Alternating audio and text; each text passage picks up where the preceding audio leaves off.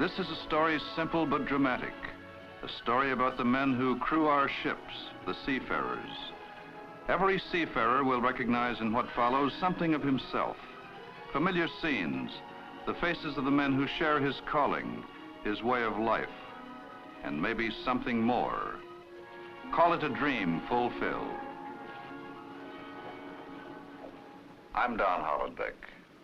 Joseph Conrad wrote a lot of things about the sea, and among other things, he wrote this: "The true peace of God begins at any spot 1,000 miles from land." And here's something else I came across the other day that interested me very much. Ever since the days of sailing ships, seafaring has drawn to it men of many different types. And yet they have one thing in common, these men. It's the quality that makes men want to live not in a city or in a town, but in the world. It's a true spirit of independence, and it's always been deeply rooted in the seafaring tradition. And now to go on with this little essay, nobody knows better than a seafaring man that any man, however independent he is, isn't entirely independent. He's a member of something larger, of a family, of a community, of a nation. Or bring it back to seafaring. He's a member of a crew of men like himself, banded together for one essential common purpose. Now, the picture you're going to see now is the story of men who are banded together for one essential common purpose. This is a vital story in their daily lives and their achievements. It's a proud story, made possible by the deeds of seafaring men. It's the story of the SIU.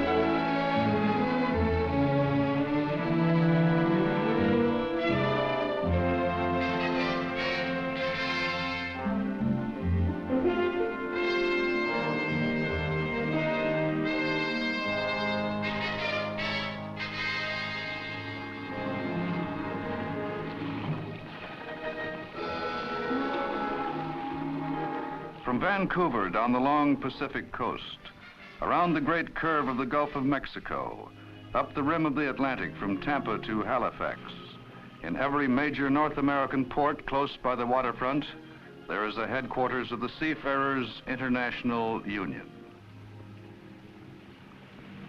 This is headquarters for the SIU Atlantic and Gulf District. More than just a building, a solidly impressive symbol of what seafarers have achieved. And like every SIU headquarters, the heart of this one is its hiring hall. Run by seafarers, for seafarers. Going coastwise, 1 second cooking bacon.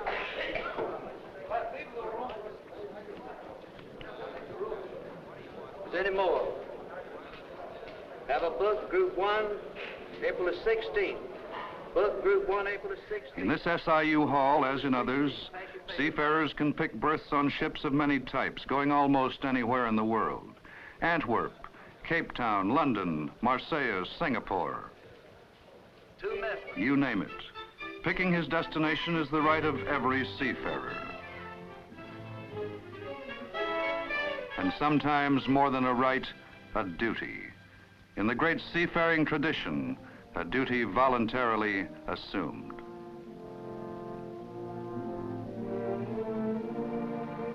Every true seafarer respects courage, the courage of men of all national origins and religions that has created seafaring tradition and built the SIU.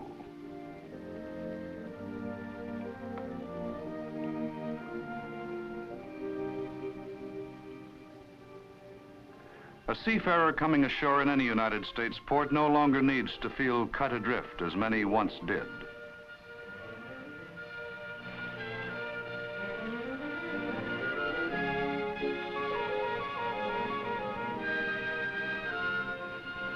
has a place to go. A union hall built by seafarers to meet the needs and suit the tastes of seafarers. Big, modern, efficient, and safeguarding the rights and interests of those who go to sea, but never forgetting that the machines and the files and the figures are there to serve the seafarers and not the other way around. Staffed by experts, but under the supervision of men who know what it is to top a boom, to batten down a hatch, to weigh an anchor.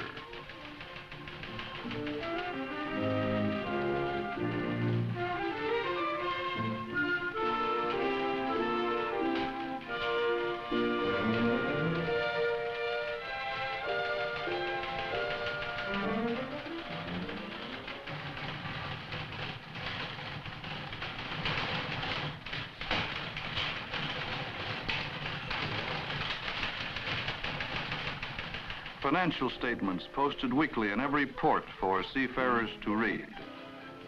And an SIU print shop turns out regular bulletins and reports, airmailed to seafarers on SIU contracted ships around the world.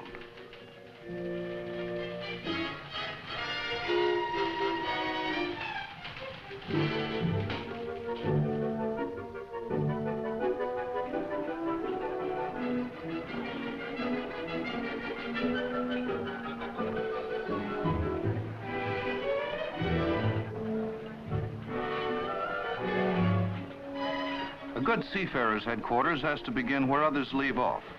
For seafarers coming ashore in the port away from home, it ought to be and is a second home, where no man off a ship is a stranger to the rest, and where the things he needs are close at hand. Like this SIU cafeteria, open to the public, but mainly for the convenience of seafarers.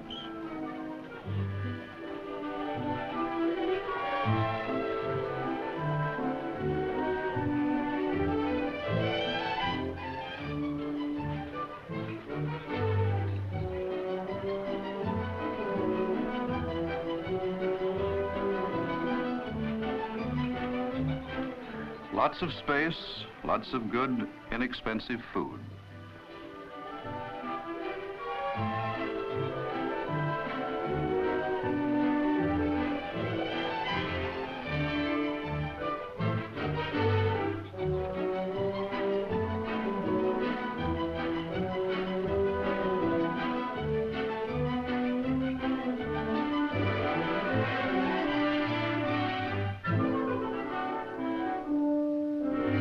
The galley well stocked and well scrubbed. A pleasant sight after any voyage is the SIU barber shop, another of the many conveniences at SIU headquarters.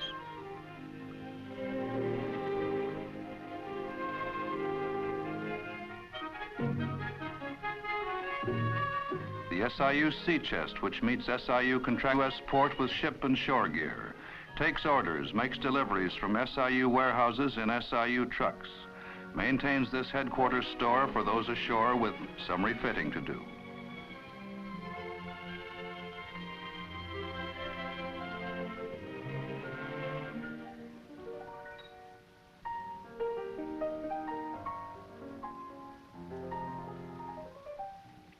The SIU's port of call, from the figurehead on the ship-shaped bar to the faces of men you have shipped with. A friendly spot for seafarers ashore to spend some time, to relax, to meet shipmates, or to bring some friends.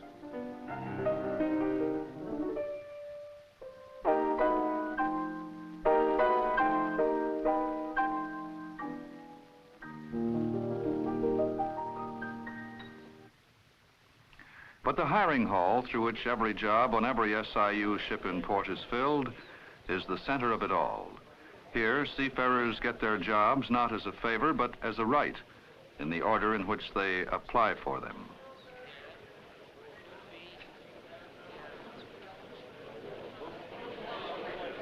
When a seafarer registers for a berth, he gets a registration card.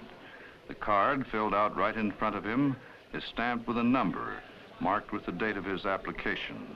Then this information, name, job classification, date and number, is typed onto a list, which is posted in full view.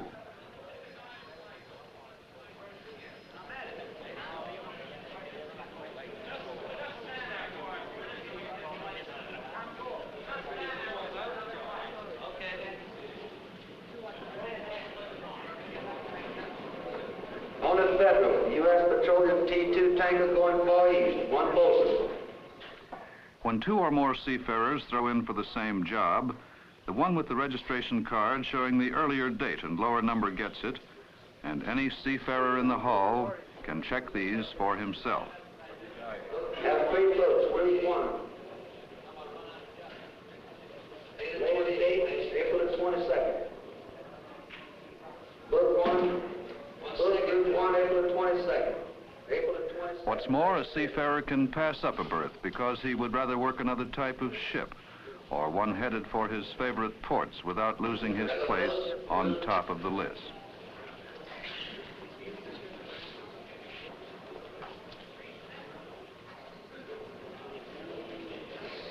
Two-deck maintenance. Mancini, you want to stay over there?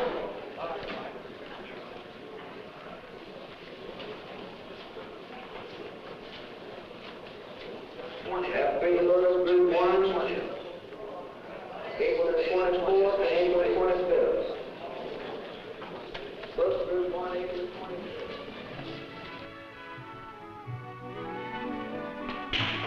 Shipping call is every hour on the hour, but there's no standing in line or idling on a sidewalk in between.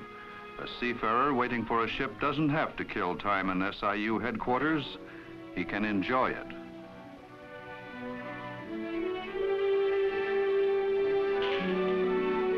He can shoot a game of pool.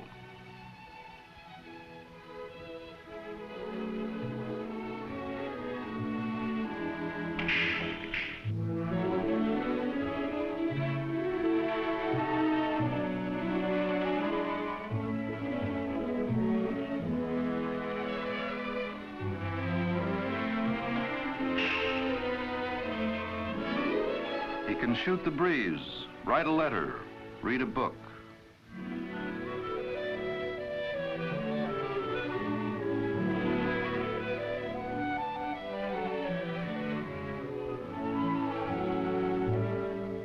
Or play some cards.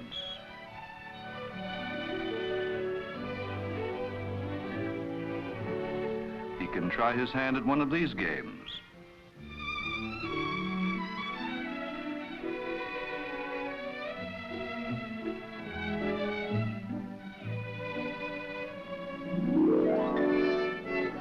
Or take a look at works of art by fellow seafarers, carvings and paintings done aboard ship.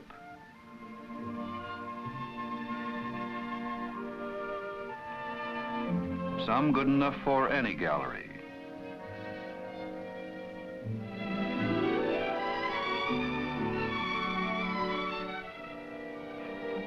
And for those staying ashore a while, there's an SIU school. Well, we've pretty much covered that subject. All of us have had our say, and we come to the next question. That is, what does a union mean to you? George. I'd say protection on the job, security. It means the boss can't shove me around. Anyone else? Benny?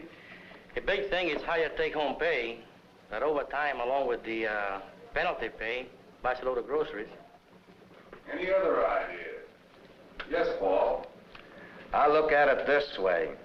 I see other guys doing things together. I want to be part of it. Being part of his group, the SIU provides benefits of many kinds to the seafarer and his family when he is likely to need them most.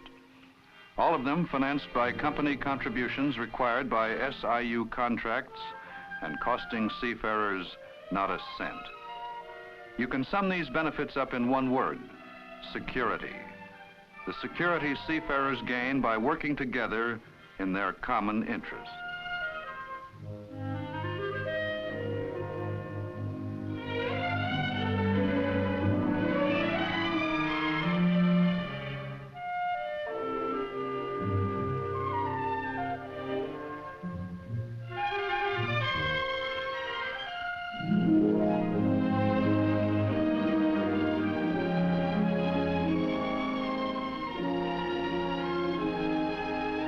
For example, there's a maternity benefit of $200 to help a seafarer and his family.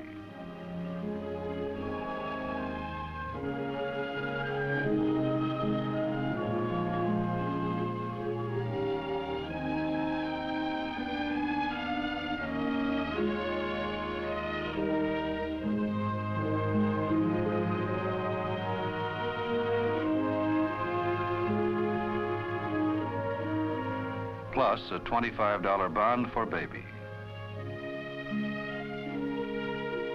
And later on, the children of seafarers have a chance at SIU college scholarships.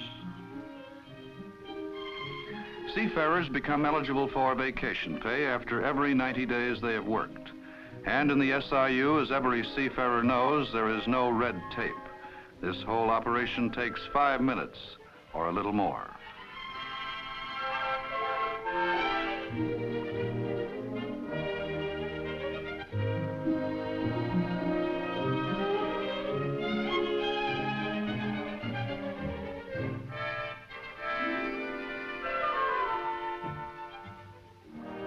The SIU never loses sight of the fact that it exists to serve its seafaring members in every way it can, wherever they may be.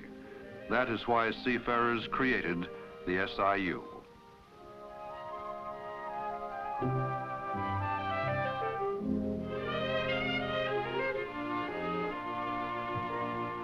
Every hospitalized seafarer knows at least once a week an SIU representative will come by to say hello, to fill personal requests.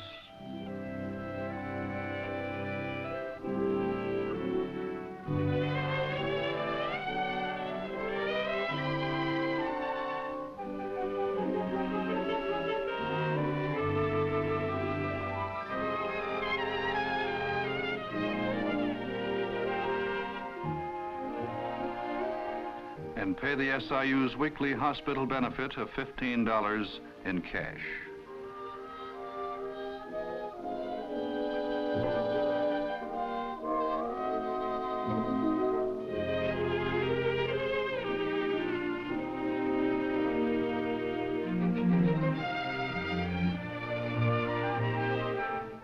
And this goes on for as long as a seafarer is hospitalized, weeks, months, or years.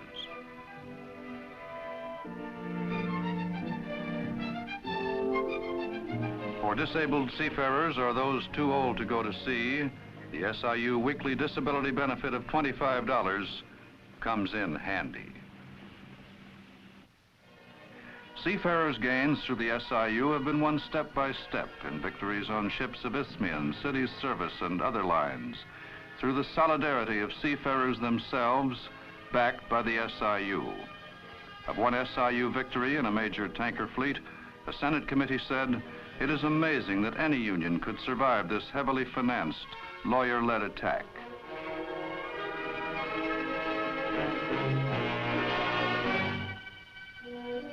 But winning through the democratic process of collective bargaining is an SIU habit, as these headlines from its newspaper, The Seafarers' Log, show.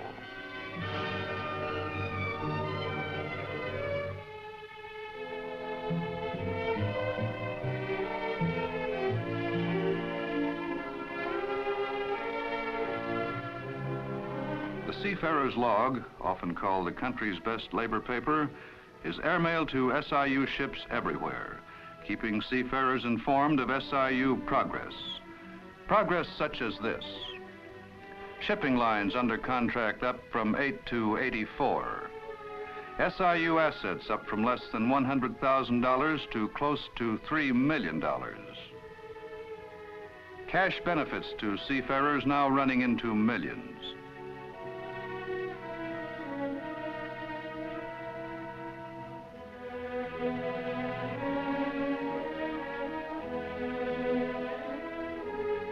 Seafarers' earnings tripled through SIU contracts. Impressive, isn't it?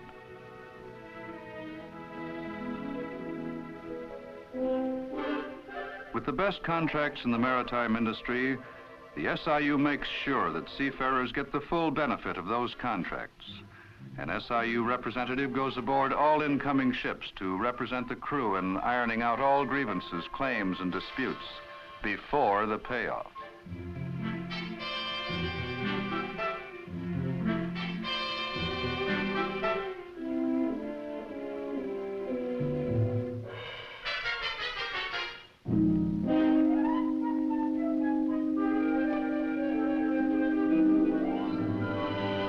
This SIU representation assures every seafarer that he will be paid off in full. A Seafarers Union, in doing its job, must meet and service its members aboard ship.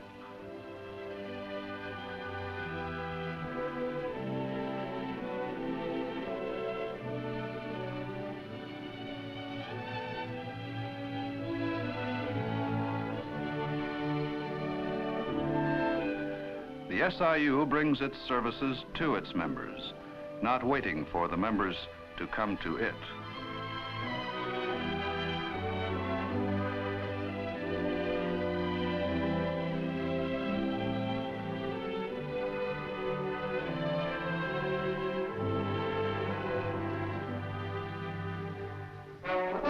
Working on board ship, every seafarer knows that his job, his rights on his job, and his rights and interests ashore are fully protected through his cooperation with other seafarers, not only in his crew, but in his union.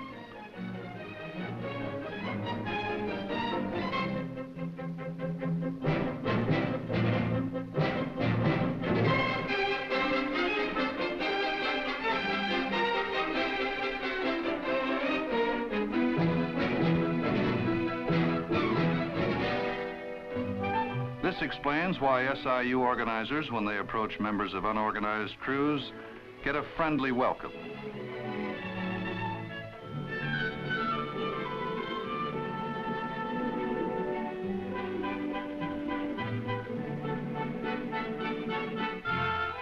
And real cooperation in providing SIU support for those who want the benefits of SIU membership. Membership in a union that represents seafarers effectively because it is controlled by seafarers in the democratic way. All officers of the SIU are elected. No one can be a candidate for SIU office unless he has spent at least 3 years at sea, a guarantee that he will understand seafarers' problems. On ship and on shore, all SIU policies are decided by the majority vote of seafarers, with plenty of time for discussion.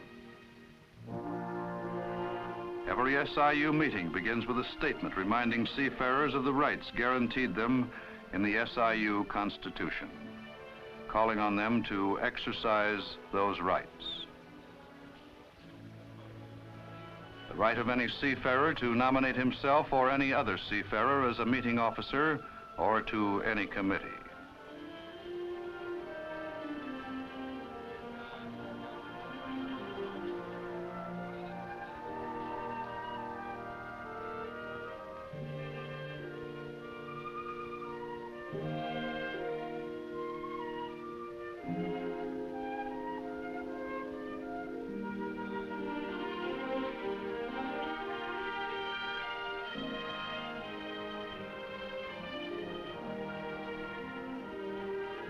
The right of any seafarer to speak his mind on any issue.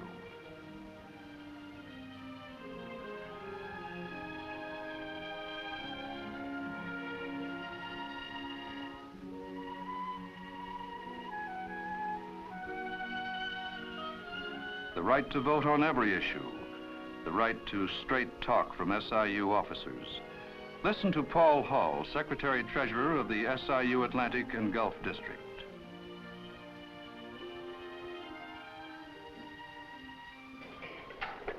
Brother Chairman, officers of the meeting, fellow seafarers, you have heard in the previous part of this meeting, our organizer makes the report that we have petitioned a very large unorganized company for the purpose of representing their employees for collective bargaining reasons. You know as I do that the seamen in that particular company are going to vote in our favor. Those men are going to vote in our favor because they know what kind of a union that we are. They know the things that we represent. They know the things that we want to do. They know, for example, that in this union we have the most fair, democratic system of hiring ever known to any American industry. They know, too, that we have in this organization the most democratic constitution in the trade union movement, whereby no decision can be made to affect our people unless that decision is made on the floor of meetings just such as these. They know, too, that this organization has advantaged agreements ever negotiated in the entire maritime history. They know that the seamen under those agreements are the highest paid seamen in the world. They know, too, of our many broad benefits that we have for our people. They know of the payments we make for hospital benefits, vacation benefits. They know, too, of the disability, regardless of age. When you can't work in this organization, you are put on a pension so that you will be taken care of. They know of the death benefits. They know of the maternity benefits. They know, too, of the fact that we have scholarship benefits. The men in that particular fleet also realize that we have a tremendous economic strength here, an economic strength that enables us to be protected against the boss if such need arises. They know, too, that while we do possess such large economic strength, that we do not abuse that strength.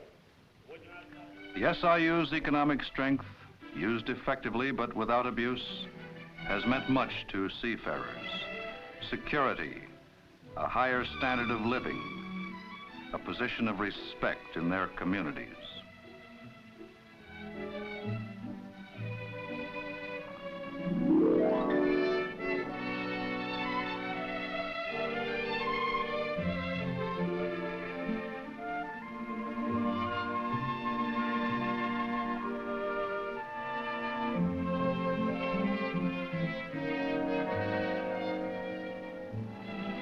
Today, every seafarer beginning a voyage goes up the gangplank secure in the knowledge that he and his family can depend on the protection of a great organization.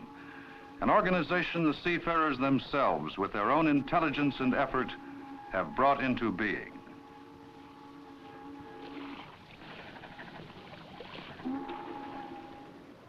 You've seen the story of how the seafarers, conscious of their rights and their responsibility together for their common objectives, dignity, security, a better way of life for themselves and for their families.